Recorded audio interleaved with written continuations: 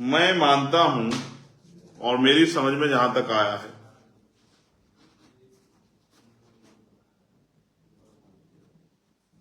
कि जब आपके आगे दाना फेंका जाए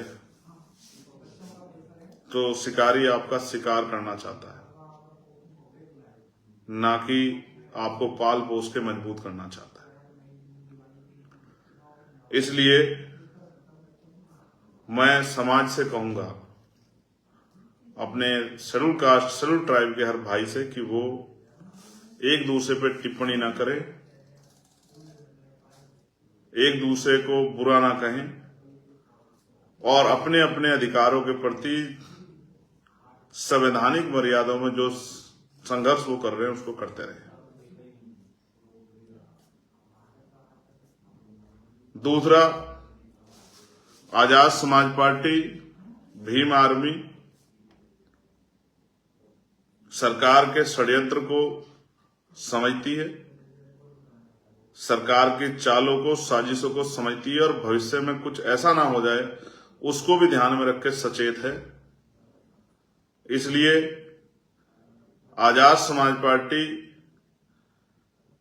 निजी क्षेत्रों में आरक्षण की व्यवस्था की जाए और इसके लिए सरकार को झुकाने का काम, सरकार को मजबूर करने का काम किया जाए और आरक्षण की सीमा बढ़ाई जाए।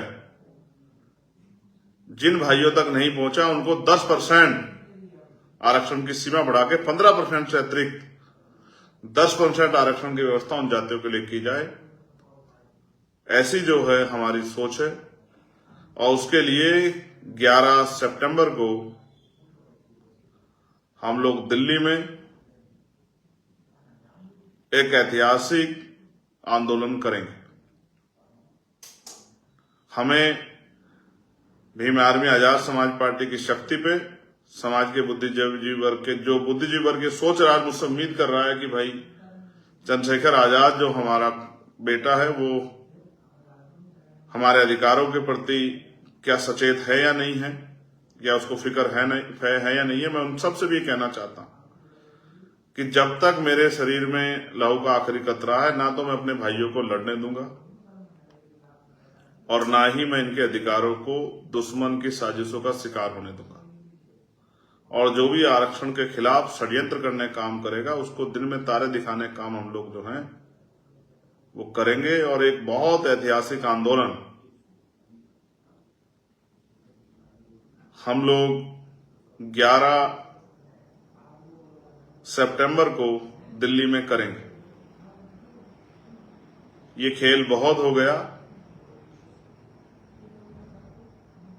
कि हम लोग 15% में लड़ते रहे।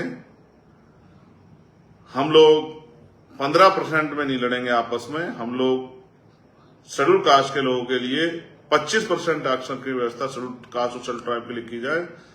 इसके लिए हम लोग संघर्ष करेंगे और अपने भाइयों को भी उनका हिस्सा दिलाते रहेंगे।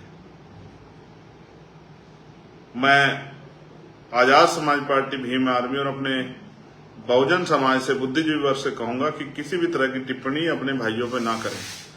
कल हमारे भाइयों को जब सरकार का खेल उनकी समझ में आएगा तो उनको एहसास हो जाएगा कि सरकार उनके साथ किस तरह खेल रही थी, सरकार उनकी कितनी हितैषी है और सरकार उनसे वोट के अलावा कोई और मकसद रखती है नहीं रखती है। बहुत सारे लोगों को इतनी बार मौका मिला, फिर भी आज हम इस हालात में क्यों, इसका जिम्मेदार कौन है? नौकरियां इस देश में 2% हैं, जिनमें से 1% करीब निजीकरण की भेंट चढ़ गई हैं। बहुत सा बड़ा सेक्टर प्राइवेट हो गया और बहुत सारे बैंक अभी प्राइवेट सेक्टर में करने के लिए उनको मर्ज करने की तैयारी कर दी।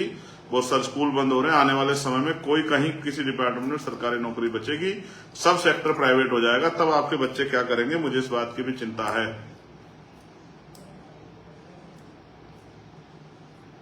मुझे चिंता है, क्या आप पूरी जिंदगी जब तक जीवन रहेगा आपका, क्या आप गरीबी, बेबसी, जुल्म, जातिगत भेदभाव, अन्य अत्याचार से ही लड़ते रहेंगे या इस देश में अपनी हिस्सेदारी को भी आगे बढ़ाएंगे? मैं फिर विश्वास दिलाता हूं, जो लोग मुझ पर भरोसा करते हैं, भीम आर्मी आजाद समाज पार्टी पर, एक कार्यकर्ता होने के नाते आजाद समाज पार्टी भीम आर्मी का मैं वचन देख कहता हूं कि मैं अपने लोगों के हितों के से किसी भी तरह का समझौता बर्दाश्त नहीं करूंगा और किसी भी तरह से अपने लोगों के हत्या को, दुश्मन को छीनने नहीं दूंगा।